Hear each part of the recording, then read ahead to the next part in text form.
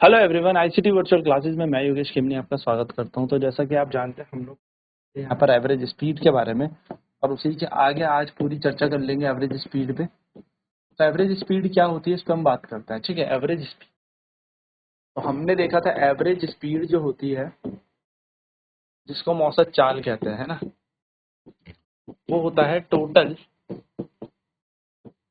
Distance upon total time. यानी कि जो औसत चाल होती है वो होती है, औसत चाल बराबर होता है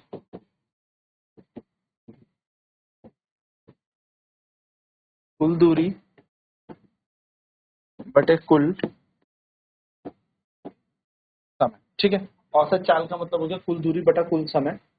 तो अगर हम यहाँ पर देखें कि कोई body different different distances travel करके गई है, जैसे ए से बी गई है, बी से सी गई है, सी से डी गई है, यानी कि मान लो यहाँ से ए से बी जे टी1 दूरी तय करके गई, बी से सी डी2 दूरी तय करके गई और सी से डी डी3 दूरी तय करके गई। यानी कि ए से बी डी1 डिस्टेंस चलती है, बी से सी डी2 डिस्टेंस चलती है और सी से डी डी3 डिस्टेंस चलती है। ए से बी टी1 टाइम पे पहुंची, बी से सी टी2 टाइम पे पहुंची और सी से डी इसने टाइम लिया टी3, यानी कि डिफरेंट डिफरेंट टाइम हमें यहाँ पर दे।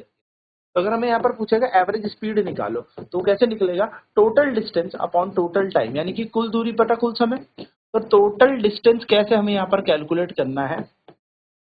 तो टोटल डिस्टेंस यानी कि हमारे पास हो जाएगी कुल दूरी, है ना। तो कुल दूरी हो जाएगी हमारी d1 plus d2 plus d3 और टाइम हो जाएगा हमारा t1 plus t2 plus t3। इस तरीके से हम क्या कर सकते हैं? औसत चाल निकाल सकते हैं। चलिए एक छोटा सा यहाँ पर क्वेश्चन कर लेते हैं। क्वेश्चन है, एक बॉडी ए से बी गई, बी से सी गई, सी से डी गई। मान लो ए से बी गई 2 किलोमीटर, बी से सी गई 5 किलोमीटर और सी से डी गई 10 किलोमीटर। ए से बी जाने में इसको लगते थे 1 घंटे, बी से सी जाने में इसने लिए 2 घंटे और सी से डी जाने में इसने लिए 2 घंटे और। चलिए ठीक है, तो आपसे पूछा है इसकी एवरेज स्पीड निकालो। क्या पूछ लिया? Average speed of the body बताओ, यानी कि वस्तु की औसत चाल बतानी है।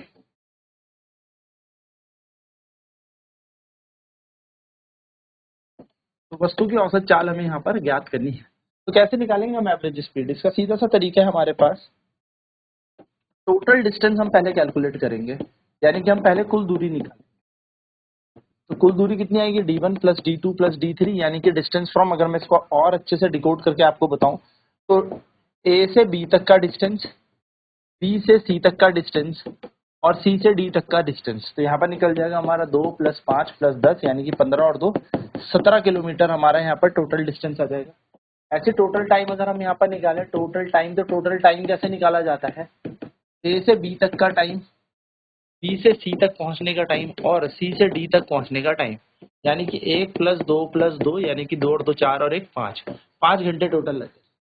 अब हमें निकालना है एवरेज स्पीड। तो एवरेज स्पीड का फॉर्मूला होता है total distance upon total time. तो टोटल डिस्टेंस कितना होता है हमारा? टोटल डिस्टेंस हमें दे रखा है 17 और डिवाइड बाय 5, तो 17 किलोमीटर बटा 5, ये तो 17 बटा 5 मतलब कितना हो जाएगा? वो इसे सॉल्व करेंगे।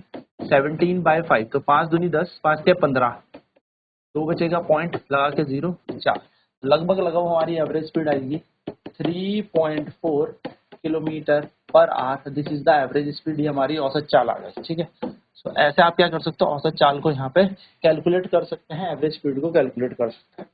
चलिए आगे बढ़ते हैं इसके दूसरे क्वेश्चन की तरफ। दूसरा क्वेश्चन हमें यहाँ पर ऐसे दिया है कि a body goes from point A to B with speed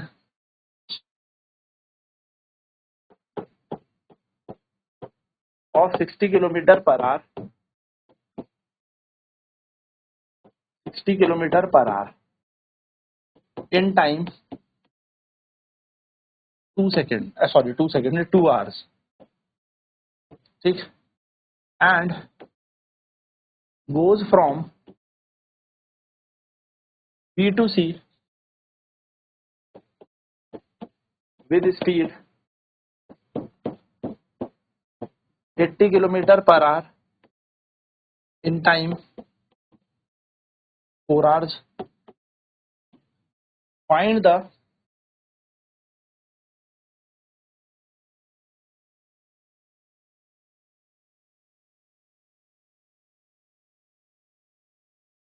of the body. Find the average speed of the body. यहाँ पर हमें ना स्पीड दे रखी है कि बॉडी ए से बी गई 60 किलोमीटर प्रति घंटे से 2 घंटे लगाती है, फिर ये बी से सी गई 80 किलोमीटर प्रति घंटे की चाल से 4 घंटे लगाती है। हमसे पूछा average speed of the body निकाल। तो अगर हम यहाँ पर देखेंगे तो ए से बी गई बॉडी और बी से सी गई, तो ए से बी गई है 60 किलोमीटर प्रति घंटे पे, यानी कि यहाँ से यहाँ इसकी स्पीड है 60 किलोमीटर प्रति घंटा, और बी से सी है इसकी 80 किलोमीटर प्रति घंटा। यहाँ से यहाँ तक का टाइम कितना लगा इसे, तो यहाँ से यहाँ पहुँचने का टाइम इसको लगता है 2 घंटे, और यहाँ से यहाँ पहुँचने में इसको लगता है 4 घंटे। ठीक, अब निकालनी है हमें एवरेज स्पीड। तो हमें पता है speed from A to B, ये हमें दे रखी है 60 km/h। Time from A to B, A से बी पहुंचने का समय, तो क्वेश्चन में हमें दिया है 2 घंटे। हम ले लेते हैं distance from A to B को d1 मान लेते हैं। Distance from A to B, A से बी पहुंचने का डिस्टेंस है d1, और वो हो जाता है हमें पता है स्पीड इनटू टाइम। स्पीड है 60 गुणा 2 यानी कि 120 किलोमीटर पर 120 किलोमीटर हमारा यहाँ से यहाँ तक की दूरी बनी। नेक्स्ट हम लिखेंगे speed from B to C, B से सी तक की स्पीड हमें दे रखी है 80 km/घंटा। हमें यहाँ पे टाइम दे रखा है फ्रॉम बी टू सी 4 घंटे, और हमें यहाँ पे डिस्टेंस मान लिया हमने फ्रॉम बी टू सी, जो डिस्टेंस है वो d2 है, और वो हो जाएगा स्पीड 2 इंटू टाइम 2। तो स्पीड 2 है 80 और टाइम 2 है 40, तो 8 4 जा 32, 320 किलोमीटर हमारा यहाँ पर डिस्टेंस।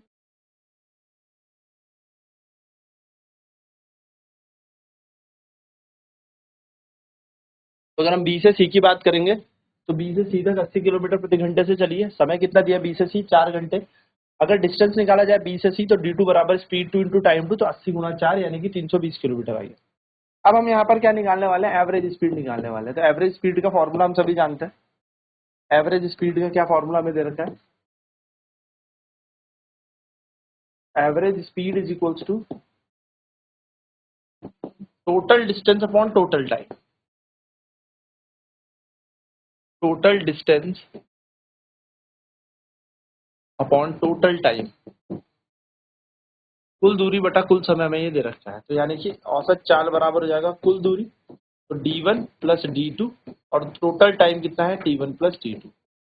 तो d1 हमने कैसे निकाला है, d1 हमने निकाला है स्पीड 1 इंटू टाइम 1 यानी कि 120 किलोमीटर 120, और d2 निकाला है स्पीड 2 इंटू टाइम 2 यानी कि 320,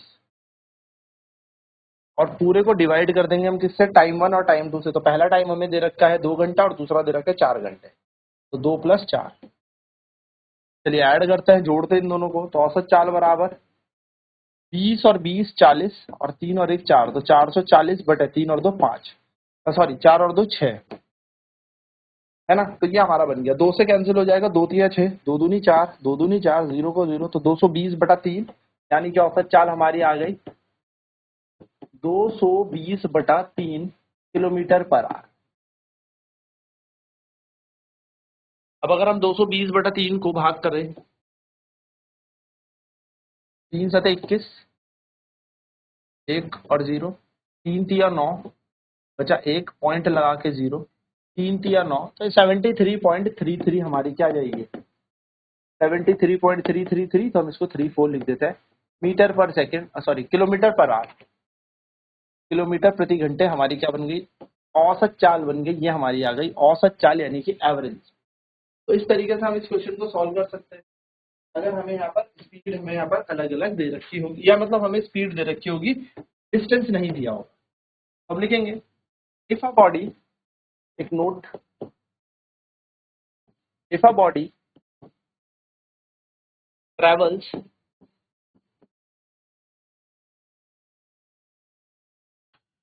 from one point two another point,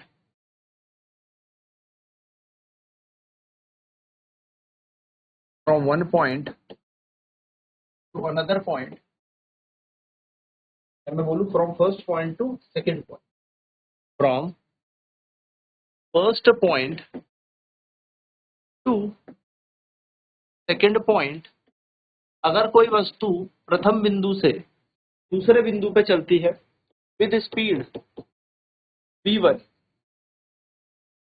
in time t1, यानी कि एक बिंदु से दूसरे बिंदु में गई जब चाल v1 थी, समय था t1, and from second point two third point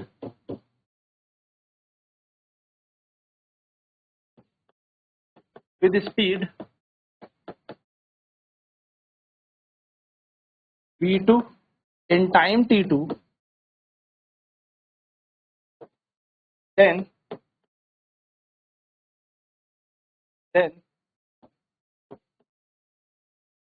average speed is given by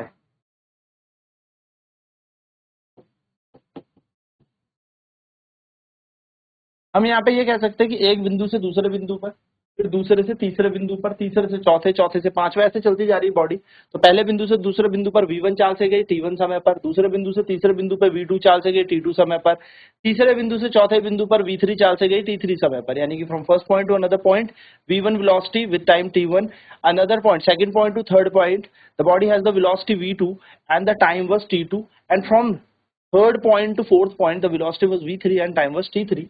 तो the average speed is given by औसत चाल दी जाएगी। क्या फॉर्मूला होगा हमारे पास? औसत चाल का सूत्र हो जाएगा total distance upon total time, तो ये बन जाएगा distance v1 t1 v2 t2 whole divided by t1 plus t2 whole divided by t1 plus t2। इस तरीके से आप क्या कर सकते हो, इन क्वेश्चंस को सॉल्व कर सकते हो। अच्छा, अगर मैं इसी चीज को ऐसे समझाऊं,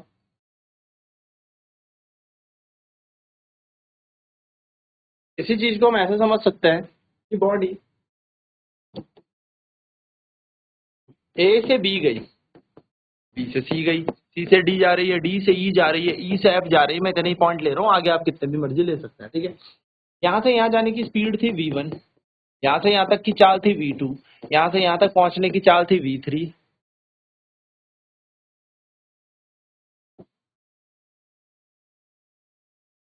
यहाँ से यहाँ तक की चाल थी v4, यहाँ से यहाँ तक की चाल थी v5 एंड सो ऑन। यहाँ से यहाँ तक का टाइम है t1, यहाँ से यहाँ तक का टाइम है t2, यहाँ से यहाँ तक का टाइम है t3, यहाँ से यहाँ तक का टाइम है t4, और यहाँ से यहाँ तक का टाइम है t5। इस तरीके से है ना। हमसे पूछा है एवरेज स्पीड निकालो, क्या निकालनी है? मैं एवरेज स्पीड, एवरेज स्पीड निकालनी है। औसत चाल हमें यहाँ पर निकालनी है।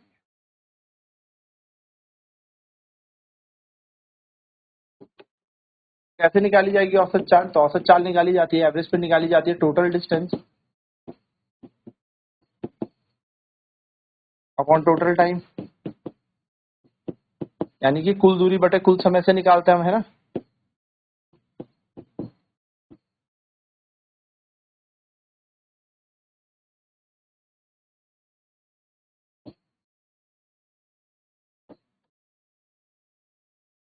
कुल दूरी बटा कुल समय क्या आ जाएगी? कुल दूरी। अब अगर मैं यहाँ पर आपसे देखो जनरली बता रहा हूँ, यहाँ से यहाँ तक की दूरी आपने d1 मान ली, मान लो a से b तक की, यहाँ से यहाँ तक की दूरी d2 मान ली, दे तो रखी नहीं है, माननी पड़ेगी d3, फिर यहाँ पे d4, और यहाँ से यहाँ तक के लिए d5 मान ली, दी नहीं है, मान ली, जस्ट कंसिडर। तो d1 कितना आएगा? Speed 1 into time 1। d2 कितना आएगा? Speed 2 into time 2। भाई दूरी बराबर चाल गुणा समय, दूरी बराबर चाल गुणा समय, दूरी बराबर चाल गुणा समय, दूरी बराबर अब जितने भी डिस्टेंस होंगे चाल गुणा समय। तो अगर यहाँ पे औसत चाल निकाली जाएगी तो निकलेगा d1 plus d2 plus d3 plus d4 plus d5, और नीचे आ जाएगा t1 plus t2 plus t3 plus t4 plus t5, यानी कि यहाँ पर बन जाएगा v1 t1 plus v2 t2 plus v3 t3 plus v4 t4 plus v5 t5। अगर 6 होता तो 6 भी चलता रहता, और नीचे आ जाएगा t1 T2, T3, T4, 5, ये आपकी एवरेज स्पीड आ जाएगी। ठीक है, तो ये बन गया फॉर्मूला हमारा जनरल। ये आपको ध्यान में भी रखना है, और इतना बड़ा फॉर्मूला याद नहीं रखना, बस तरीका याद रखना है कि कैसे निकाला जाता है। चलिए क्वेश्चन इस पे करते हैं। क्वेश्चन है अ बॉडी, मैं सीधे सी बना देता हूँ, है ना, इतना नहीं लिखते, सीधे इस पॉइंट को ऐसे क्लियर करते हैं कि ए से बी कोई बॉडी गई, बी से सी गई और सी से डी गई, सी से ई भी भेज दो। चलो, ए से बी गई वो 60 किलोमीटर पर आवर की स्पीड से, बी से सी गई वो 80 किलोमीटर पर आवर की स्पीड से, सी से डी गई वो 100 किलोमीटर पर आवर की स्पीड से। मान लो बीच में उसने ब्रेक लगा दिए, तो ये चली गई 40 किलोमीटर पर आवर की स्पीड। ठीक है, ए से बी जाने में लगता है उसको 1 घंटा, बी से सी जाने में लगाता है वो 2 घंटा, सी से डी जाने में लगाता है वो भी 2 घंटा, और सी से डी तो मतलब 5 ही घंटा लगाते हैं उसमें। ठीक है, ये बन गया। तो हम कैसे निकालेंगे एवरेज स्पीड? इसमें औसत चाल निकालनी है आपको। क्वेश्चन कह रहा है find the average speed, find the average speed of the body. क्या कह रहा है? वस्तु की औसत चाल ज्ञात कर। चलो, वस्तु की औसत चाल निकालिए।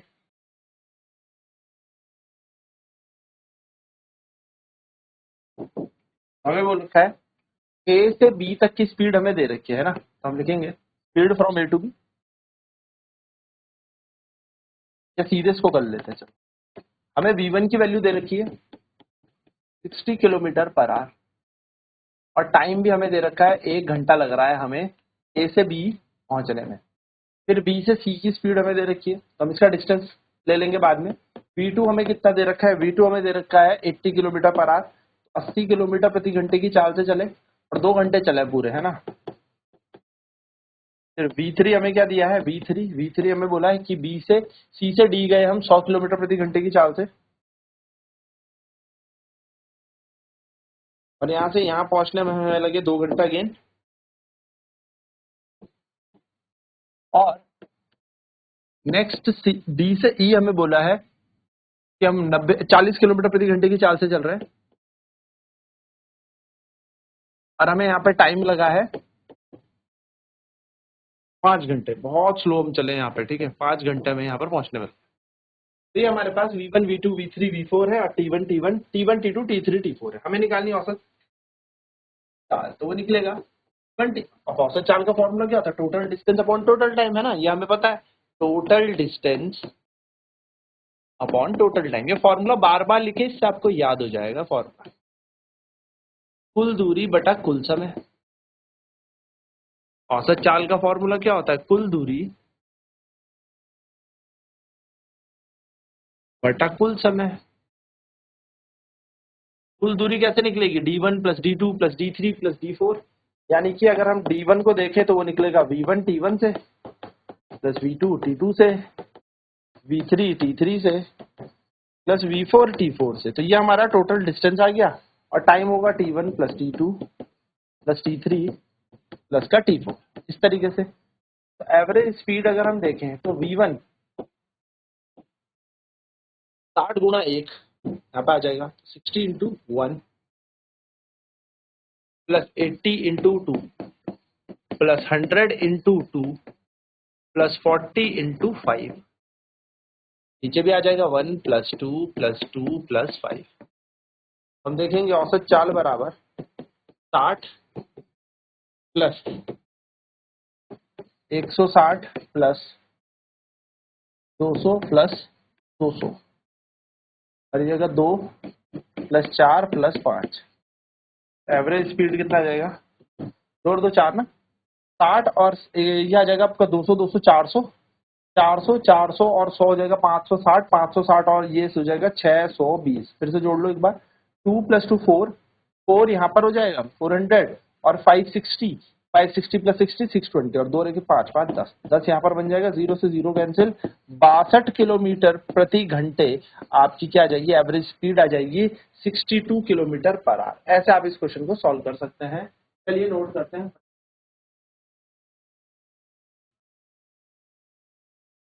सो आप यहाँ पे क्या करेंगे, सारी स्पीड इनटू टाइम करके टोटल डिस्टेंस निकालेंगे। जब टोटल डिस्टेंस को टोटल टाइम से डिवाइड करता है तो हमें मिलती है average speed of a charge.